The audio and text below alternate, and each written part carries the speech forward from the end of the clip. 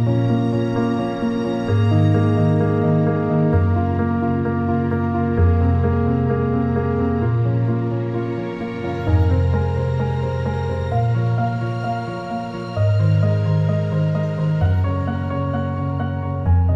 25 साल से मैं इस प्रोग्राम से जुड़ा हुआ हूँ।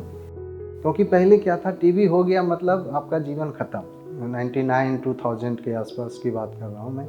उस समय जब पेशेंट हमारे पास आता था सिम्टम लेके, तो हम लोग स्मीयर करते थे।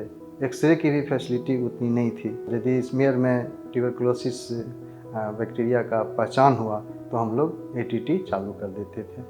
पहले जैसे हम स्पुटम टेस्ट करते थे तो 2 बार सैंपल लेते थे। पेशेंट एक दिन देगा, फिर नेक्स्ट डे देगा, तो फिर जब टीबी डायग्नोस होगी तो उसको शुरू करने में थोड़ा टाइम लग जाता था। पहले हमारे 14-15 डेज लग जाते थे ट्रीटमेंट स्टार्ट करने में। जब से हमारे पास नाट की टेक्निक आ गई है तो तब से हमारा सेम डे में फ्रीक्वेंटली हो जाता है।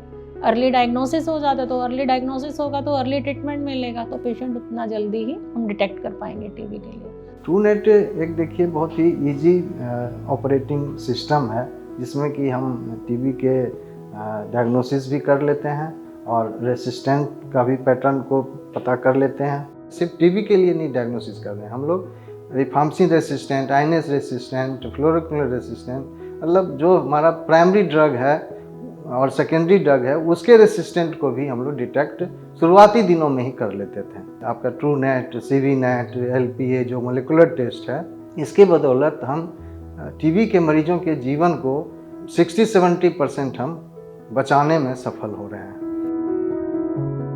सीवीनेट के लिए आपको एक अलग रूम चाहिए, एसी रूम चाहिए, तो जो कि आपको पेरिफेरी में पॉसिबल नहीं है। और ट्रूनेट का उसके लिए कोई रिक्वायरमेंट नहीं है, वो कहीं भी आप उसको सेटअप लगा सकते हैं। तो ये बहुत बड़ा फ़ायदा है कि पेरिफेरी में, रूरल एरिया में जहाँ पे बिजली भी नहीं है तो भी आप उसको ऑपरेट कर सकते हैं।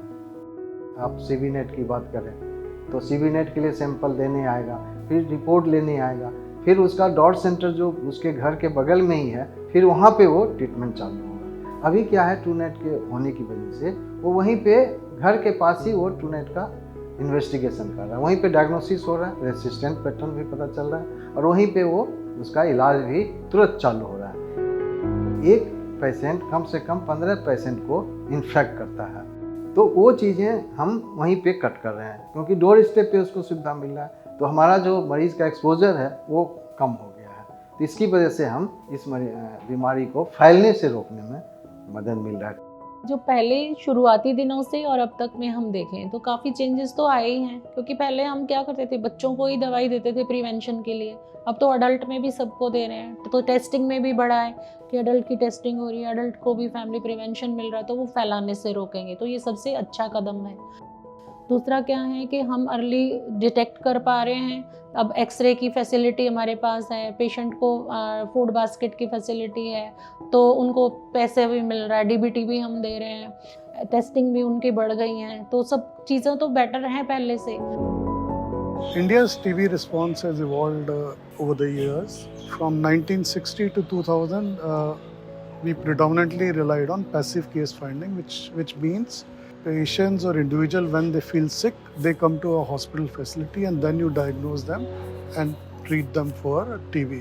From 2000 till 2015, the response was what is known as an intensified case finding, which means that you try to actively look for TB in certain group of individuals, which is those who are HIV positive, immunocompromised, diabetics, or other vulnerable classes like socially marginalized, etc. So that was called an intensified TB case finding. Later on, they shifted to what is known as active case finding. So active case finding means you actively look for TB in certain vulnerable population, which includes slum, marginalized, difficult to reach places, and also clinically to patients who are more vulnerable, or individuals or communities which are more vulnerable.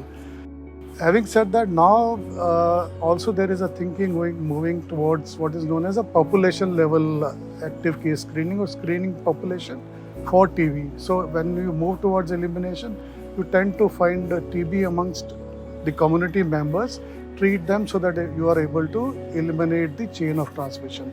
So that's how we evolved from a passive case finding to intensified case finding to active case finding and now population level screening for TB. All this has been made possible also by newer molecular diagnostic tests, especially point of care portable systems which are actually able to work under any circumstances. You can take them to remote places, they are battery operated, they can be carried, coupled with now available handheld X-ray tools which enable screening at the community level. So this is a positive shift, and it is enabling us to mount a very good response towards TB controls and elimination.